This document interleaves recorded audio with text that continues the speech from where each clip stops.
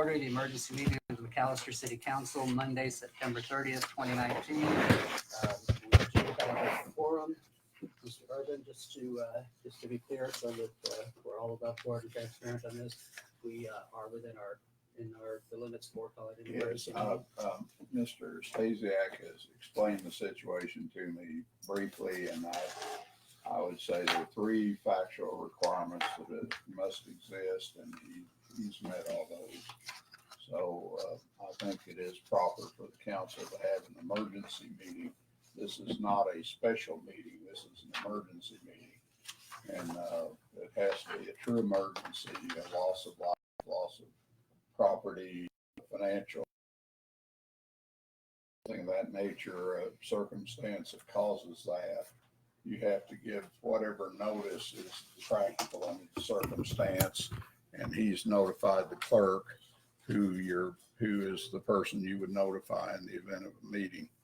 And then you also have the clerk, who keeps the minutes, has to state the nature of the emergency in her minutes. So that's where we are at this point, and I would say that legally you are entitled to call an emergency. I understand it's because of a water break. Yes. Thank you. Cora, would you go ahead and call the roll? Councilman Smith? Here. Reed? Here. Brown? Here. Harrison? Here. Pritchard? Here. Mayor? Here.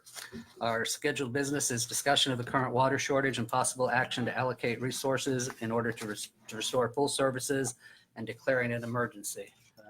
Mr. Stasiak? Yeah, Mayor, first thing I'd like to do is let you know about a text I received at 2:47 this afternoon. It says Councilman Reed, Smith, Brown, and myself, this is from Councilman Pritchard, are calling an emergency meeting for today at 5 o'clock. We can meet at the most convenient location for you. The only agenda item is discussion of the current water shortage and possible action to allocate resources in order to restore full service. So I appreciate this text. I wanted to make sure that the press understood that this was properly notified, and this is DEQ. Okay. Upon notification that we put together the agenda item expediently and then got it all out to the radio, the newspaper, all agencies, and got posted correctly. So just wanted to make sure that everybody was aware of that. I guess I could go through the details of what has happened with our water system. I was notified yesterday that we had pressure problems within the city. At that time, I contacted our utility maintenance division, got them out, and they immediately started patrolling the interior, the city limits of the city, to see if anything was running abnormally in any of our canals, any of our ditches, anywhere within the city. We could not find anything. Later on yesterday afternoon, I called out some of our streets division along with our utility maintenance people. We put together 3 crews and divided up the rural areas of the water distribution system, starting at the water plant. As most of you know, that's a very rugged area. A lot of that hasn't been cleaned in probably 30 or 40 years, and it's like going through brush this high. And so this is the middle of the night. They're out all night long, listening, trying to find a water supply somewhere on the ground. We aren't having any luck. It's to give you an idea of the depth of this break. We estimate that we're probably between 175 and 200,000 gallons of water an hour we were producing at the plant, and very little of that was coming to the city. We were losing ground in the city rapidly with the towers. So it was a large break, and we knew it was on a large line. So we did that all night long. Early this morning, off of Highway 31, by an area where there's a creek, and then there's also a large swamp area. We noticed that there was some water running in that location. We weren't sure it was enough water to constitute what we initially thought was happening. But we got back in there, started looking around, realized that that was the line, the 12-inch line that feeds the Stephen Taylor Industrial Park. At that time, we decided to isolate that line and shut down the industrial park, notifying all the customers. And once we got that line isolated, we started increasing water supply into the towers in the city. Now, keep in mind, all the towers were very low. Seminole was at about 12 feet at that time. I believe, and I go through my notes, but I believe the Buffalo Tower was at about 2 feet. The Carl Albert was about 4 feet. We had no water up on Summit Ridge, and that all makes sense because the Seminole fills first, and then it goes to Buffalo, then it goes to Carl Albert, then it goes to Summit, and it fills as the system fills up. So we had very low water pressure, but the system was starting to build up once we isolated the line. It wasn't until about 3:30 this afternoon that we were able to confirm that the line is broke underneath the creek and it is feeding the swamp. So that's kind of how we got to where we're at right now. Over the lunch hour, we were actually building water in the city. And I'm kind of bouncing around because I'm really tired. we were building water in the city up until about 11 o'clock. I believe at that time, people started going to lunch, started utilizing the system, and started utilizing it. And we started losing water rapidly out of all the towers. Everything that we were able to produce, we were losing. We finally went dry in the Buffalo Tower and also the Carl Albert Tower. At that time, because we had gone completely dry in those towers, we notified DEQ and issued a voluntary precautionary boil order for the city of McAlester and all of the rural water districts that we serve. We are currently under that precautionary voluntary boil order until the line is fixed. We can do our back tees on that new line once it's installed. And then it usually takes about 24 hours to run those lab tests. And if those lab tests are correct, then we can lift that boil order. So we're probably looking at sometime around Wednesday, maybe Wednesday afternoon to lift that boil order. We'll keep you advised of that. If all of the samples test positive or test negative. Just to be clear, just because I know that you're sick and you're very, very tired, but it's not a boil order. It's a voluntary request. It's a voluntary precautionary boil order. Okay. That's how we've stated it. Okay. But I mean, we haven't been ordered. No, we have Yes. not been ordered. Right. That's what I wanted to make clear, that it's Voluntary. yes. That's correct. So you found the break and it'll be repaired by when do you think? Well, if you guys give me any money tonight, real quick. So we actually have a contractor on site. We have pipe heading this direction. Be here in about 3 hours. What we're asking for tonight is materials and supplies, contracting services, and equipment in the amount not to exceed $50,000 for the repair of the Stephen Taylor Industrial Park water line break. Is this plastic pipe? Or do you know? I haven't seen it. I know that we're going back with a very thick-walled HDPE pipe that's going to be welded and fused. And this pipe is going to be on top of the ground because we have to cover, we can't drain the swamp and dig the swamp.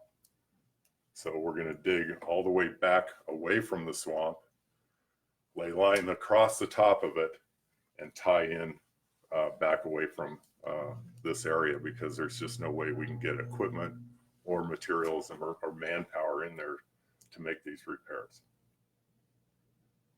In conjunction with this, I've also want to install a new valve that will help isolate that Seminole line.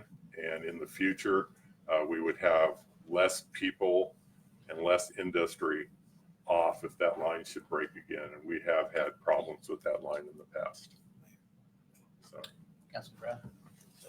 Stasiak, so basically this may exceed the 50,000, and if it does, you will have to come back for another meeting? Councilman Brown, I do not estimate this to exceed $50,000. Okay. I think the $50,000 will more than cover the expenses to put this line back. That's probably worth it, because, you know, that water, when you start getting short on that. Well, and Councilman, I actually have authority to work under the emergency guidelines of the city to expend up to $25,000. Right. We don't know if that'll cover it. So that's why I appreciate this meeting tonight to help us in case we do have an issue running over that amount. Councilman Harrison. So if it's less than 50, does the money go back into the fund, or Yeah. how does that operate Yeah, it absolutely, it stays within the fund for our infrastructure fund. for infrastructure? Councilman Pritchard. I'll make a motion that we approve the agenda, or approve the $50,000, up to $50,000. Is there a second? Councilman Smith, second. Any further discussion? Corge, call the roll, please. Councilman Pritchard, Yes. Smith, Yes. Reed, Yes. Brown, Yes. Harrison, Yes, Mayor. Yes, and the motion carries. This does have an emergency with it. Is that what you're going to say? That, and I got one other comment, so go Okay, ahead. let me get the motion in a second on the emergency. Will you make a motion, Councilman Reed, second Councilman Smith? Any discussion? Now, Mr. Stasiak. Just real quick, I wanted to let you know that we anticipate having this line repaired sometime in the morning, early morning. Berry Plastics is one of our biggest users out at the industrial park. We successfully had them do a shutdown prior to them running out of water, which is extremely important. And we are contacting them right now. We probably won't have them come back up until the second shift tomorrow afternoon.